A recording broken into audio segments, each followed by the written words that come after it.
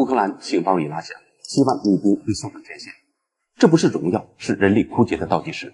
如果我现在向你问一个问题，当一个国家开始把母亲、妻子、女儿大规模送上前线，这意味着什么？是进步，是平权，还是已经没有退路了？你先别急着给答案，因为今天我们要聊的不是一个热血的故事。在人类几千年的战争史里，战场几乎天然属于男性。父亲上前线，母亲守住家，丈夫去打仗，妻子撑起生活，儿子披甲，女儿等他回家。这是一种残酷但稳定的分工逻辑。可到了2025年的乌克兰，这条逻辑被彻底掀翻了。如果你把镜头推进顿巴斯的泥泞战壕，或者跟着无人机俯冲而下，你会看到一个极其震撼却又被刻意美化的画面。防弹衣下面不只是男人的肩膀，面罩后面不只是男性的眼神，那些操控无人机的手纤细却布满了刀尖，他们是乌克兰女兵。截止2025年底，乌克兰武装力量中女性人数已经超过7万人。这不是传闻，而是乌克兰军方给出的数据。西方媒体给他们起了一个很好听的名字，叫钢铁玫瑰。杂志封面、纪录短片、社交平台全在歌颂这一幕。他们说这是平等的胜利，是爱国主义的极致，是现代女性的觉醒。但是如果你真的懂战争，你就会知道，这7万人不是一个浪漫故事，而是一份冰冷的人力枯竭的证明书。在过去，女性在军队里承担的是后方角色，医疗、通信、行政保障。但现在不一样了，这7万名女性中有数千人直接在灰色地带作战，狙击、突击、装甲协同、炮兵装填、无人机攻击，尤其是下面2个岗位，女性比例快速上升。第一个就是狙击手，一些女性狙击手已经成为俄军的心理阴影。你比如说乌克兰女狙击手奥利尼琴科，年仅21岁，被称为最美狙击手，在战场上多次狙杀俄军重要人物。据称她性情暴力，屡次虐俘，因此被瓦格纳集团列入黑名单。2023年，他被俄军俘虏后遭受锤刑处决。第二是无人机操作员，现代战争手指比肱二头肌更重要。一名体重40多公斤的年轻女性，通过屏幕和摇杆就能摧毁一辆几十吨的装甲车。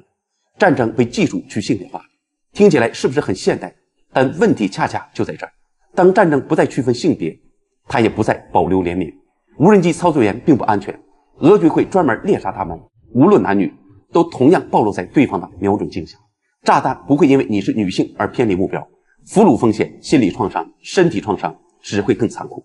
更关键的是，一个国家为什么要走到这一步？答案只有一个，人快用完了。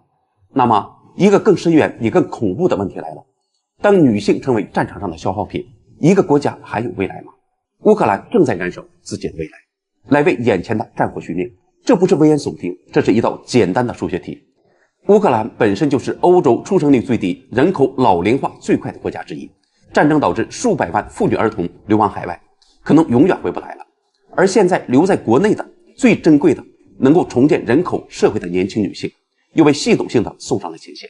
每一个在战火中消逝的年轻女性，都不只是一个士兵的陨落，更是一个潜在的母亲，一个家庭核心，一份未来人口的彻底消失。将近4年的高强度消耗，乌克兰的男性战斗人口已经被打穿了。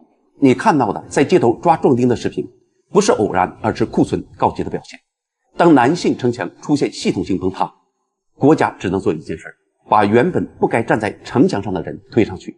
这不是女性的胜利，这是战争的残酷。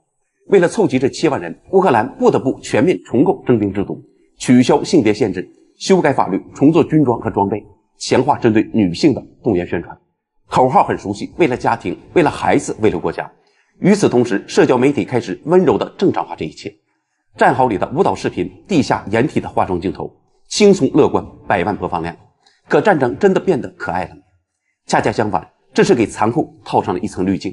更讽刺的是，西方舆论一边用女性形象销售这场战争，一边回避他们付出的真实代价，而被刻意忽略的是前线女兵面临的特殊困境：不合身的沉重装备、战地卫生用品的匮乏、对生殖健康的长期影响，以及挥之不去的性暴力威胁、战后回归社会的断裂等等，这些在封面照片里看不见，但历史会记着。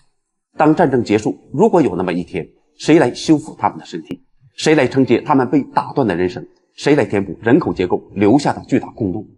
所以当你再听到7万钢铁玫瑰这个说法时，请你记住一句话：这不是一首凯歌，而是一声濒临极限的求救信号。他们值得尊敬，但这个现象不值得被浪漫化。因为当一个国家开始把母亲推向战壕，说明这场战争已经不再有赢家了。